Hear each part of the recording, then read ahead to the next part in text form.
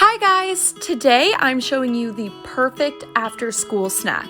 I made Organic Chocolate Chippy Peanut Butter Apple Bites using our Foodstirs Organic Chocolate Chippy Cookie mix. So I started out by laying all of my ingredients and little tools that I need, put them in my cute little apron pocket, and it was time to start baking. I poured our baking mix in the bowl with 1 egg and 6 tablespoons of butter.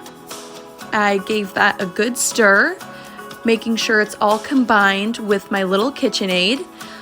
I'm still looking for name suggestions, so comment below what you think I should name her.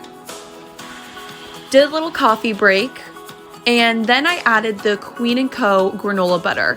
This tastes so amazing. You can have it on your toast, smoothies, yogurt, and in this case, in your cookies. They are organic and nut-free, so definitely go check them out. I poured 1/4 cup of the Kween and Co granola butter and 1/2 cup of rolled oats. I mixed that up and used my Foodstirs scooper and poured it into the apple bites molding.